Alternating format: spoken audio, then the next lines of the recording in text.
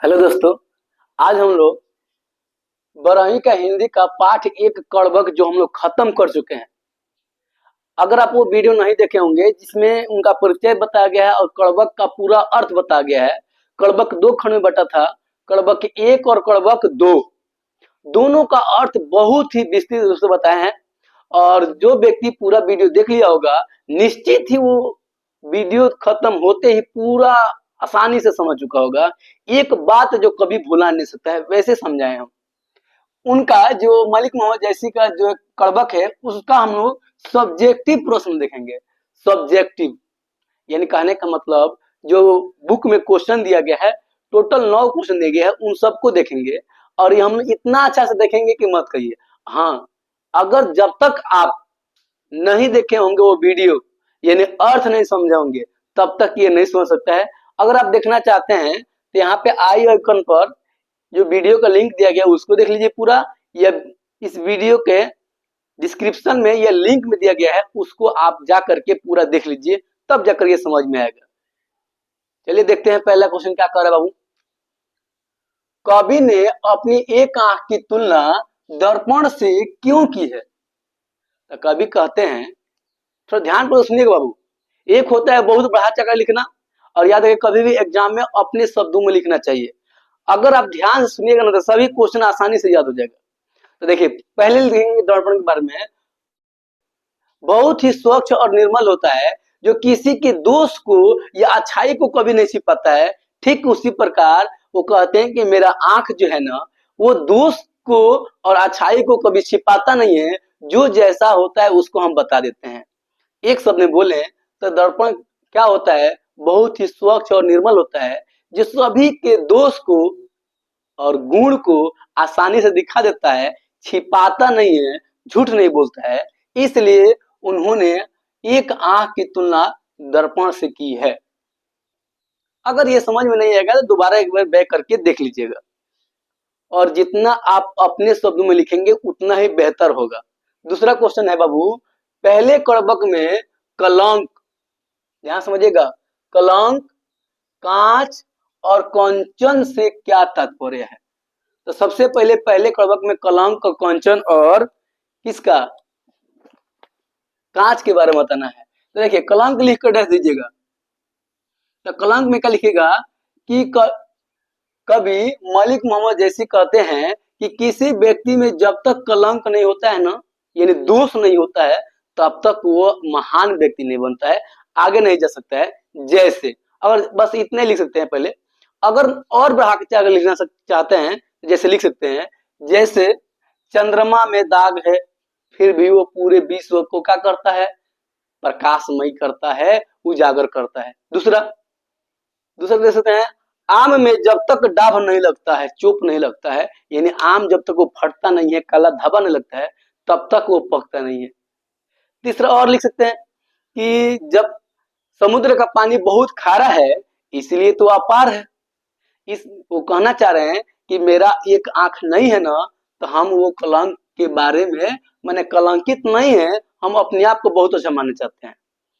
अब थोड़ा एक शब्द में सुनिए, कलंक का शब्द का तात्पर्य हुआ कि किसी व्यक्ति के दोष व्यक्ति को कमजोर नहीं करता है, जहां तक ले वो मजबूत करता है, बस इतना ही शब्द हो जाएगा। दूसरा बाबू होता है कांच। कांच माने होता है शीशा। तो कांच क्या कहता है बाबू कि जब तक सोना को तपाया नहीं जाता है, पकाया नहीं जाता है, तब तक सोना कांच के भांति यानी कांच के जैसा होता है, जिसका मूल्य ज्यादा नहीं होता है। तीसरा था बाबू कंचन। तो कंचन आप लोग बाबू पाठ पर समझे होंगे बढ़िया से, तो वहां कंचन समझे होंगे कि जैसे शंकर जी त्रिशूल मारते हैं किसको, सुमेरु पर्वत को, वैसे ही वो सोना के होकर के आकाश को छूने लगता है। तो कंचन का अर्थ यह तात्पर्य क्या हुआ कि जैसे ही शंकर जी त्रिशूल मारते हैं सुमेरु पर्वत को, वैसे ही वो सोने जैसा हो करके पूरा आकाश को छूने लगा। ठीक है, अगला क्वेश्चन देखते हैं हम लोग बाबू। पहले कड़बक में व्यंजित जैसी के आत्मविश्वास का परिचय अपने शब्दों में दे। कड़बक एक याद है आपको? कड़बक एक कहते हैं कि अगर दोष हो व्यक्ति में ना तो उसका कमी नहीं होता है, दोस्त है तो उसको कमजोरी को और आप अपना हथियार बना करके आगे बढ़िए। तो पहले कड़वा में कह रहे हो जो व्यंजित जैसी हैं उनके आत्मविश्वास का परिचय अपने शब्द में दें, वो कैसे मजबूत कर रहे हैं। तो कह रहे हैं क्या देंगे, कैसे लिखेंगे सुनिए। पहले कड़वक में मलिक मोहम्मद जैसी ने अपने आत्म का विश्वास इस प्रकार दिया है कि हमारा भले ही बायां आंख और बायां कान नहीं है, लेकिन हम अपने आप को दोषी नहीं समझते हैं। जिस प्रकार चंद्रमा में दाग है उजागर होता है, ये प्रकाश में करता है पूरे विश्व को। आम में जब तक दाग नहीं लगता है तब तक आम पकता नहीं है।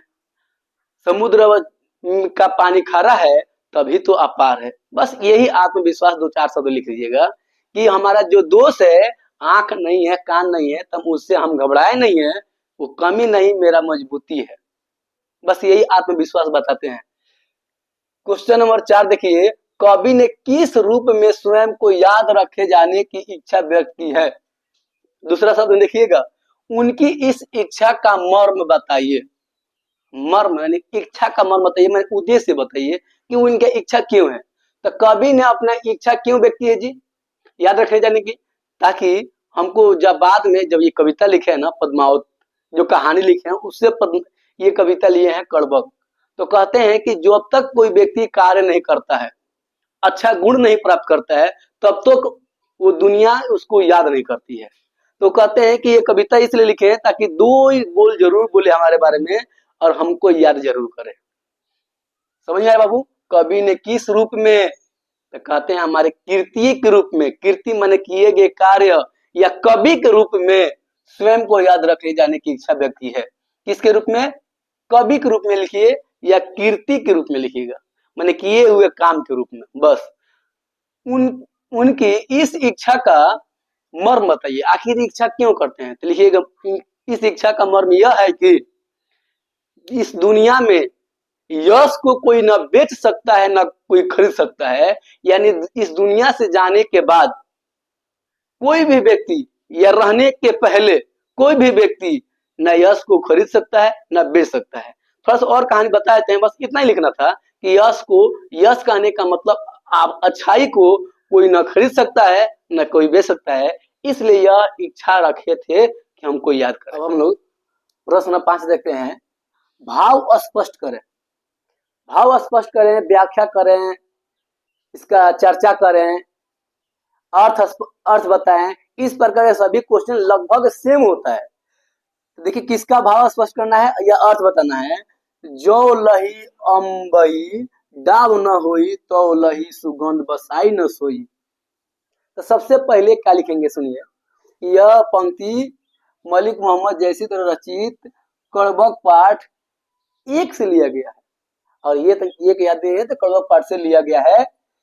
जिस पंक्ति के माध्यम से बताया गया है कि किसी व्यक्ति में दोष होना वो अवगुण को नहीं बताता है, यानी कमी होना अवगुण को नहीं बताता है, वो आगे बढ़ने का एक सीढ़ी होता है। अर्थात जब तक आम में डाब नहीं आता है, डाब यानी चोप यानी कलंक एक, तब तक वो सुगंधित नहीं होता है या पकता नहीं है। बस इतना लिख सकते हैं आप कि जब तक आम में डाब नहीं लगता है तब तक वह पकता नहीं है, यानी सुगंधित नहीं होता है। समझ में रहना कि इस पंक्ति के माध्यम से मलिक मोहम्मद जैसी बताना चाहते हैं कि आम में जब तक डाब नहीं होता है तब तक वो सुगंधित नहीं होता है। अर्थात किसी व्यक्ति में अगर दोष होता है ना, तो दोष को कमजोरी नहीं समझनी चाहिए, उसकी मजबूती को लेकर के आगे बढ़ना चाहिए। अगला देखिए क्वेश्चन नंबर 6, रकत की लेई का क्या अर्थ है। देखिए दूसरे पंक्ति में मैंने दूसरा कड़बक में बताना चाहते थे कि यह पंक्ति जो है ना, हम जोड़ जोड़ करके लिखे हुए हैं। जोड़ जोड़ करके लिखे हुए हैं, वो कैसे जुड़े हैं, तो खून के लेई से जुड़े हैं।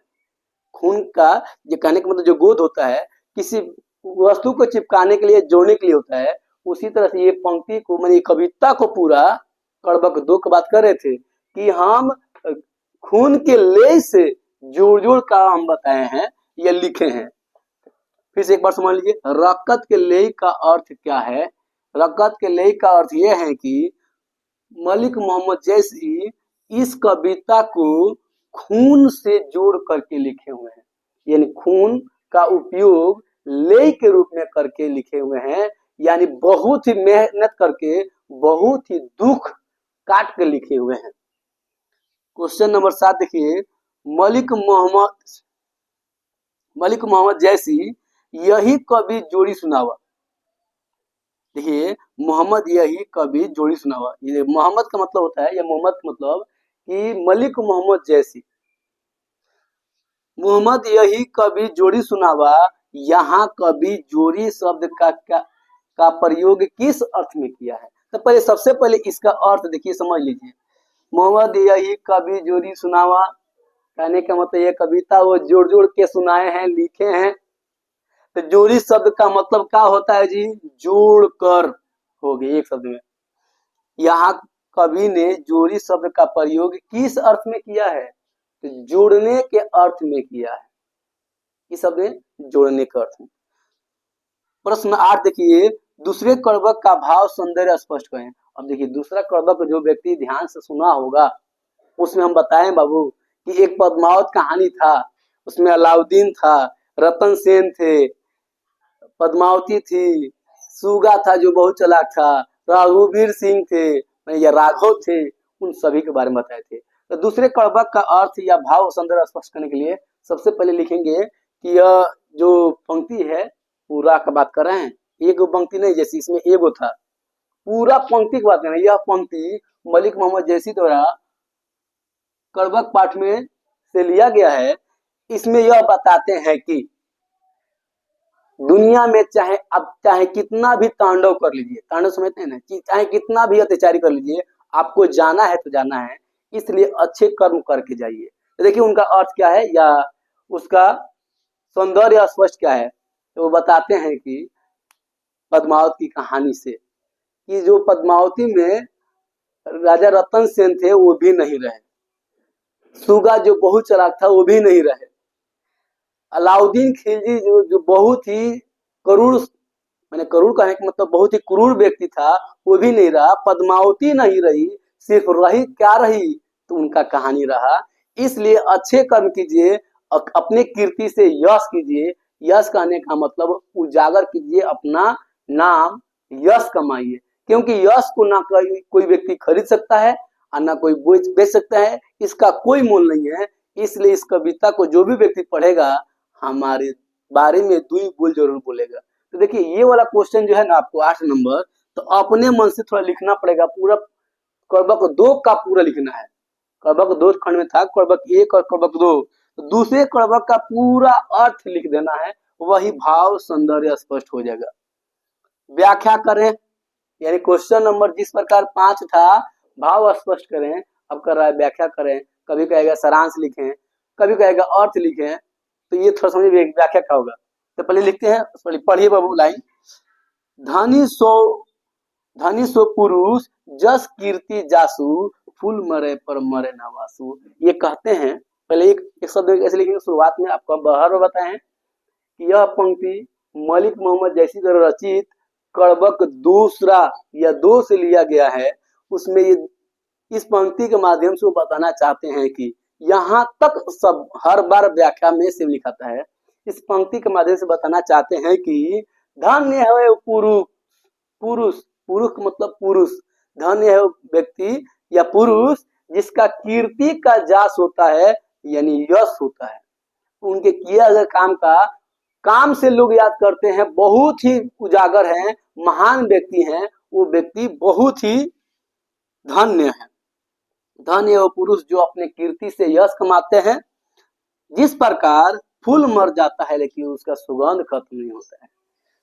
फूल को आप तोड़ दीजिए, मानिए तो मर ही गया, लेकिन देखिए तोड़ के लोग सूंघते हैं कि यानी फूल मरे पर मरे न वासु, फूल तोड़ दीजिएगा फिर भी उसका सुगंध खत्म नहीं होता है, जब तक उसको ना खत्म किया जाए बहुत देर तक रहता है। यानी क्या लिखेंगे, यह पंक्ति मलिक मोहम्मद जैसी द्वारा रचित कर्वक पाठ से लिया गया है। इस पंक्ति के माध्यम से वो बताना चाहते हैं कि वो धन्य है व्यक्ति जिसका कीर्ति से यश कमाते हैं, यानी किए हुए काम से वो यश कमाते हैं। जिस प्रकार फूल मर जाता है लेकिन उसका सुगंध नहीं मरता है, उसी प्रकार व्यक्ति अपना अच्छे काम को कर करके अगर मरता है ना तो भले वो व्यक्ति मर जाता है, लेकिन वास्तव में वो व्यक्ति नहीं मरता है। मैंने उस शरीर को त्याग करके लेकिन जीवन में जीवित रहता है। जिस प्रकार इनको देखिए ध्यानपूर्वक हम लोग आज भी पढ़ रहे हैं, लेकिन जीवनी याद है ना कि कब मरे थे? कमेंट में कीजिए कि उनका डेट कब हुआ था। डेट करने का मतलब मृत्यु कब हुआ था, अनुमानतः था। कमेंट कीजिए। अगर इससे यही समझ में आएगा कि कोई व्यक्ति कौन कौन पूरा वीडियो देखा है, तो कमेंट कीजिए तो कब मरे थे। ठीक है, अब हम लोग अगले वीडियो में अगला पाठ लेकर आएंगे, पाठ 2। उसको अर्थ समझेंगे और उसके बाद उसका प्रश्न समझेंगे। अब हम लोग मिलेंगे अगले वीडियो में, तब तक के लिए बाय बाय। अगर आप चाहते हैं कि इसका अर्थ समझने के लिए तो यहाँ पे जो वीडियो दिया गया है उस वीडियो को पूरा देख लीजिए और इसका अर्थ समझ लीजिए बढ़िया से। ठीक है, बाय बाय।